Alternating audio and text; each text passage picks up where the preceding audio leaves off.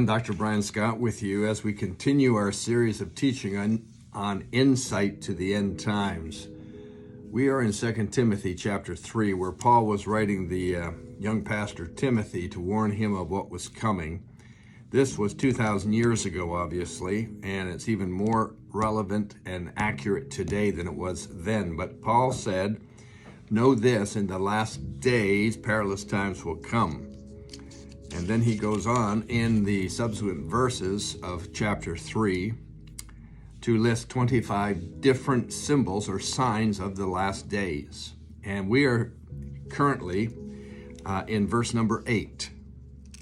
And we are going to look today at the 23rd sign that he shares with us. And here's how it goes. Verse 8. Now as Jannes and Jambres resisted Moses, so do these also resist the truth. Men of corrupt minds, reprobates concerning the faith. The 23rd point that we're looking at today is resisting the truth. The two names mentioned here, Jannes and Jambres, were two sorcerers living in Alexandria, Egypt, who resisted the work of Moses. And this word resist means they stood against him and they came against him. They opposed him. There are several references in the Old Testament to this, as well as in historical records. But when you resist someone or something, two things are occurring. Number one, there's the actual resistance, the opposition, but there's also the attitude that goes with it. And this attitude is someone who is so strongly opposed and so strongly resisting that they're going to do anything and everything possible to stand against what you're trying to accomplish.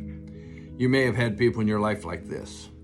They just seem to throw roadblock after roadblock into your activities as you try to establish yourself, as you try to establish a business, etc., etc. We see resistance at a global or a national scale more so than we've ever seen it before. In our country here of Canada, we are seeing extremely strong resistance by the environmentalists against oil and gas pipelines. And we've seen strong resistance against the pandemic and the protests associated with that. We see strong resistance against government policies that are being thrown out and passed. We even see the government resisting the people and pushing things into the agenda that the people don't want, haven't agreed to, or haven't voted for. So this resistance that we're seeing occur is an end-time opposition that is taking on some very, very serious implications. It becomes violent. It becomes very aggressive. We have seen some of this recently in the year 2022 here in our country, where we had a protest against the pandemic and the mandates. And boy, I tell you, it turned into almost a war.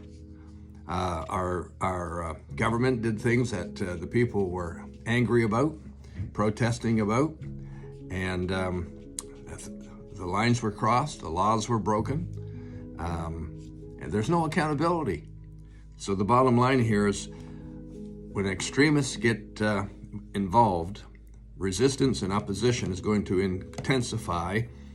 And just as they resisted Moses, we're going to see resistance in the day in which we live, more so than we've ever seen it before. Got some more to finish up this verse tomorrow. I'll see you then.